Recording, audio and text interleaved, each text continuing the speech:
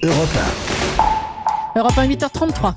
Le vrai faux de l'info de la matinale avec Anne Le Gall. Bonjour Anne. Bonjour Thomas, bonjour à tous. On revient ce matin sur ce sujet qui fait tellement causer, la nouvelle taxe de séjour votée la semaine dernière par les députés. Oui, une taxe sur les nuits d'hôtel qui peut aller jusqu'à 8 € et qui soulève la colère de la profession. Le gouvernement a demandé ce week-end aux députés de revenir sur cette taxe de séjour qui, selon Arnaud Montebourg, sera néfaste pour l'économie du tourisme.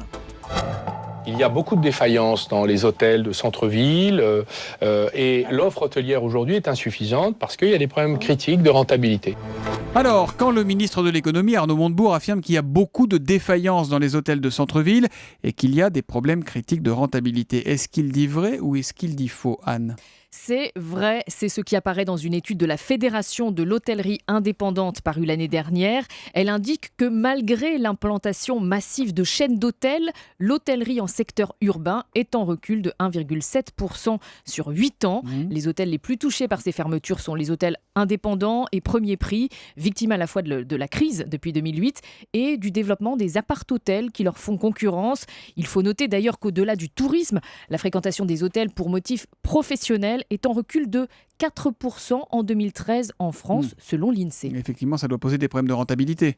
Et oui, les chambres vides, ça pose toujours problème. Donc, au total, sur toute la France, d'après une étude KPMG de 2011, le taux d'occupation des hôtels recule de 1 à 3% par an selon les catégories. Ce sont les hôtels de luxe qui s'en sortent le mieux. Mais au total, sur les 10 dernières années, environ 200 hôtels ont mis la clé sous la porte chaque année en France, surtout en Languedoc-Roussillon, Auvergne et Lorraine. Et les touristes étrangers, Annie, ils remplissent pas non plus les hôtels ? Alors, heureusement qu'ils sont là. Hein. Ah ouais. Heureusement, mais ça ne suffit pas.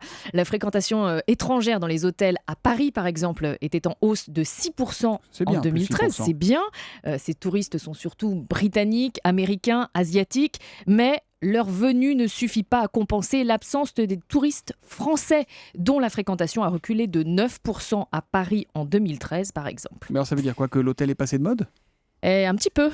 L'hôtel reste le premier mode d'hébergement collectif pour les vacanciers en France, mais il recule au profit, attention, du camping et des appartements en village vacances. En attendant, Arnaud Montebourg attaque la semaine avec un vrai Anne Le Gall, toujours réactive sur l'actualité. C'est le vrai faux de l'info tous les matins sur Europe 1.